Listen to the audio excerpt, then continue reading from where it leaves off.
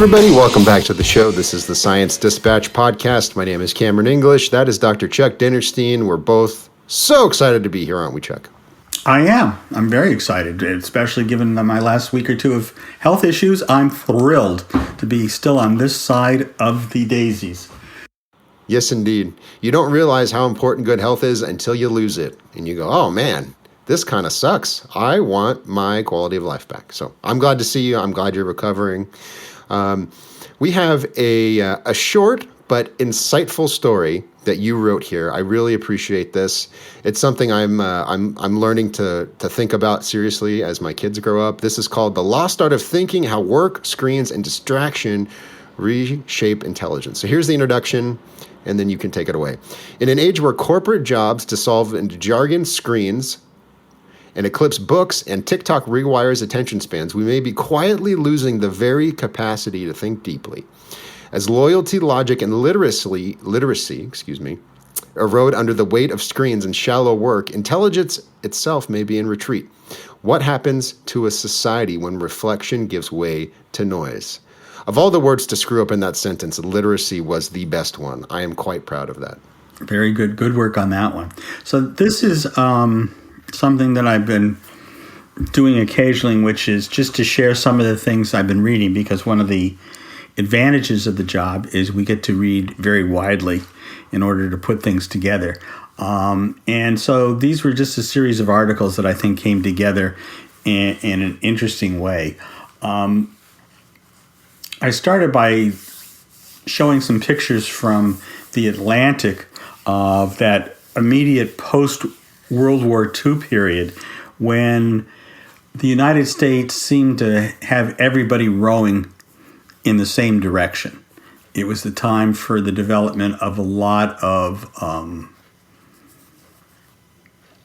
social projects that everyone could get behind. For instance, when there was some cases of smallpox in New York City, they were able to mobilize the city, and within something like 14 days, vaccinate 8 million people. Quite a distinction from what we find 60 years later. And I think a lot of that had to do with the fact that coming out of World War II, the cultural environment was teamwork. We had a whole generation of young people that had been in the Army fighting a war where taking care of your teammates was the preeminent requirement. And I think that you could see that flood across all the cultural issues that were there at the time. Things obviously have changed since then. And that led me to the next thing that I thought was interesting. My father-in-law was one of those original madmen that were seen on TV. He worked his way up from the mailroom to a senior vice president at a very large advertising agency. And so he was there for 30, 35 years. That was his entire career was in that one organization. And unfortunately, Michael died prematurely from colon cancer. And the president of the company came and met with Irene, his widow, my mother-in-law, and said, they'd really never gotten a chance to completely get his pension. And so the board had met, and they gave her his pension for the rest of her life. Something you would never have happen again. And that started me thinking about this second article, which was from Substack, about the death of the corporate job. And it goes into talking about, which is probably much more germane to your generation, certainly, than mine, that many of the corporate jobs that we fulfill today have no essential meaning to them. We create PowerPoints that nobody looks at. We create reports that nobody reads. And that kind of disrespect for our work carries over into other ways that we think about things. And it brought me to one more article that I thought was good. I thought it was always been good because it was written by a vascular surgeon, so I have a bias about this. And it's a book called The Goddess in the Alphabet. And he makes the argument that in very ancient times, most of societies were more matriarchal than patriarchal. And that there was an acknowledgement of the goddess as the deity of choice, and that these were cultures and civilizations that were primarily driven by images and stories, a verbal tradition and a visual tradition. But with the implementing of writing, things changed because men had a slightly better neurologic skill set for writing than women. Just a tiny bit difference. Women were much more. I can see you're already shaking your head. Not the finger too. You're wagging the finger and the head. Naughty, Dr. Chuck. Naughty. That there was a difference in terms of the way we processed information, and that the switch over to writing allowed men to move into ascendancy. And you can see across, as writing came across through the civilizations, you saw an end of the goddess, the rise of the gods, and at the same time, less and less of a matriarchal system and much more of a patriarchal system. And Dr. Schlein does a much better job of talking about it than I. But what I think is interesting is that we're now looking at the reverse of that. The internet, as we know because we write, is not a reader's medium any longer. It may have been a long time ago when it was blogs. But today, the internet is visual, audio, and emotional. And that means that the patriarchy is no longer going to be remaining in ascendancy because it switched back and now it's in favor of the ladies. And I find it interesting to think about the possibility that some of the issues we see in terms of responding more to images, responding more to emotional gists, are all related to the change in the mediums that we really communicate with. The medium is, in fact, part of the message. So I thought that was interesting. And the last one that I mentioned was an article talking about the dream of countryside railways, which is the idea of small rails connecting the rural areas to urban areas in a much more efficient and timely way, which I, given that I live 2.5 hours outside of New York City to the far east and the east end of Long Island, I see where having a transit system that allows that besides a car would be a worthwhile thing and would tie me better to the activities you can only find in urban areas. So all interesting articles, all of them short, all of them worth taking a look at. Lots of fascinating angles that could be developed there. One thing we've talked about briefly before, and that you can see this in the examples you cite, but you can just look at, look at material that was written for the general public 60 years ago and compare it to today. So Dwight Eisenhower's farewell address after he left office as the president, or something like when I went back to church a few years ago, I started reading a bunch of books by dead theologians, and the stuff that they're right, like they're explaining Christian doctrine to the laity, and they're saying this is how you properly understand this. They're actually quite difficult to read, And when I read them now, and I'm not a stupid guy, but I'm not a genius either. But I have to stop and I have to read slowly so I can digest the information. And that's a feature. It's not a bug. The point is they're breaking down concepts that are difficult, and you have to think through them. But if you compare that to an article from the Washington Post today, there's elaborate, colorful graphics that are interactive, and you scroll through the article and you get 50 words, and it says, "Scientists have discovered a new planet." And then you scroll through some more explosions, and then you get another short paragraph. That's a palpable difference. To say nothing of the interesting intersexual dynamics that you were laying out just a minute ago. It's obvious that we've undergone a major change, and you can see newspapers trying to grapple with it. Even organizations like ours are trying to figure out, do we have to make more fart jokes in between explaining the mechanisms of how Tylenol works? Like you have to figure out ways to keep your audience engaged beyond making a cogent argument in writing.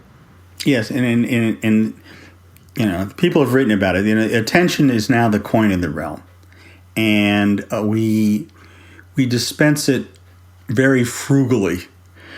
Everybody gets 4 seconds, and then we move on.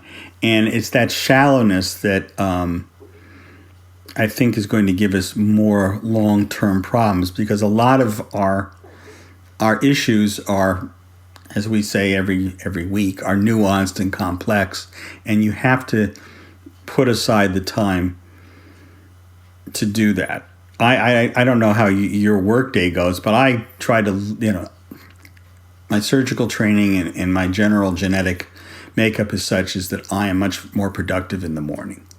And so from 6 to noon, that's prime time to get my work done. And I don't usually take very much in the way of breaks other than get up and walk around for a few minutes. But I don't want to be talking on the phone. I want to be doing anything else. I want to kind of focus.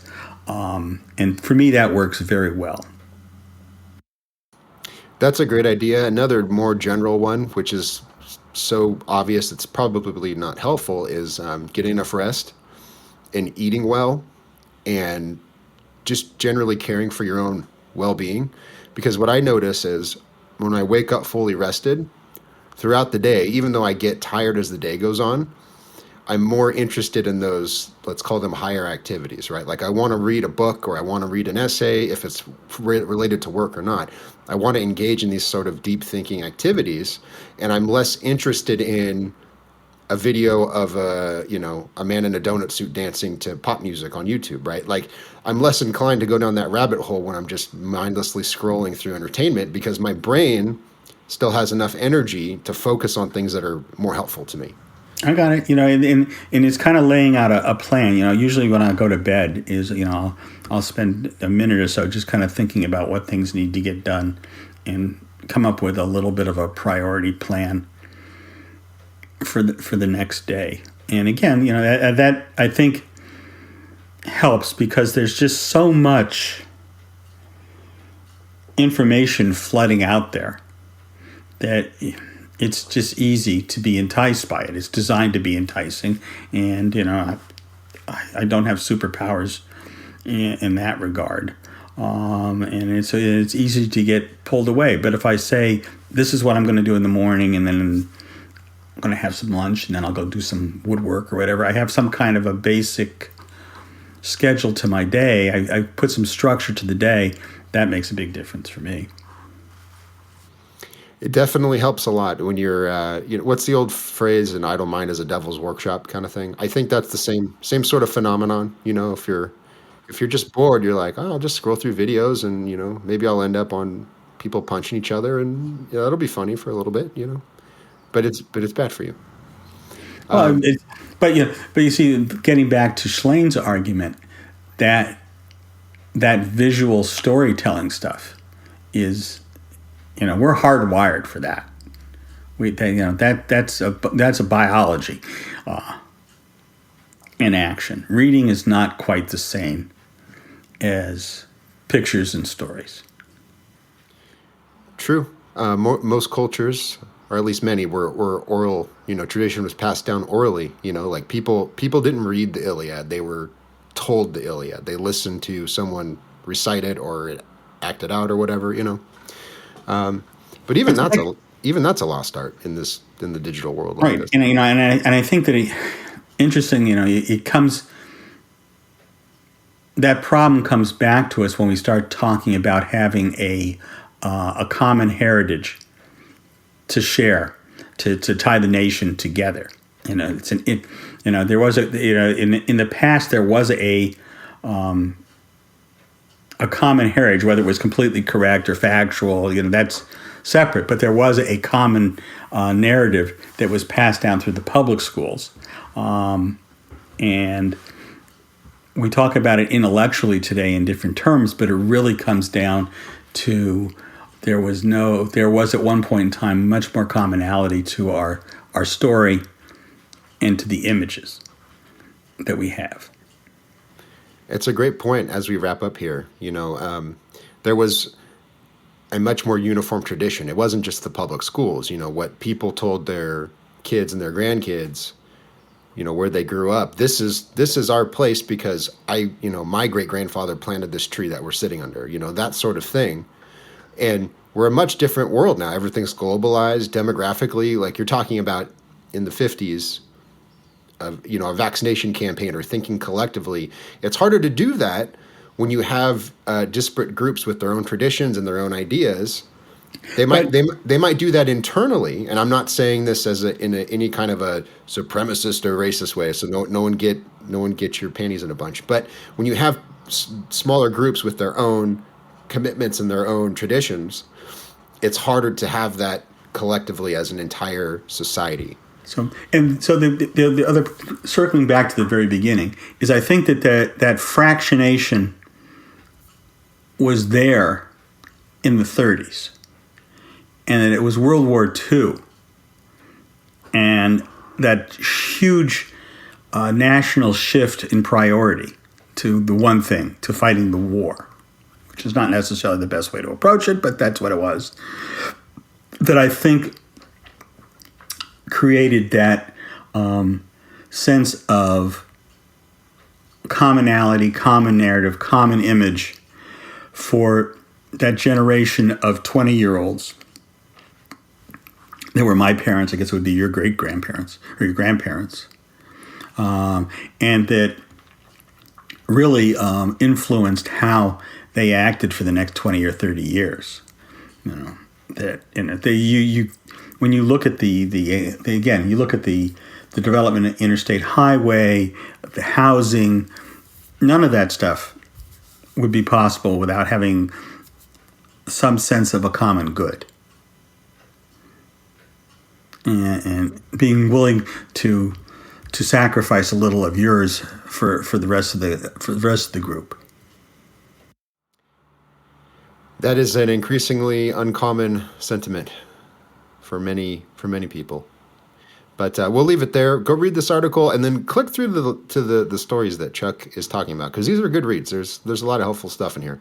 Once again, the article is called The Lost Art of Thinking, How Work, Screens, and Distraction Reshape Intelligence. That's on acsh.org. When you go there, click the subscribe tab, give us your email address. We'll send you the stories we publish. The ones that you read are usually the ones we talk about. We are on X at ACSH.org. I'm at CamJ English. We're also on Instagram and Facebook under ACSH Matter of Facts, hosted by Anna Delaski. Short 1-minute videos. Speaking of the topic, short 1-minute videos. And Anna's thoughtful and funny, talking about all sorts of different science issues. So go follow her. You'll be a little bit smarter as a result. Thank you for listening as always, and we will see you next time.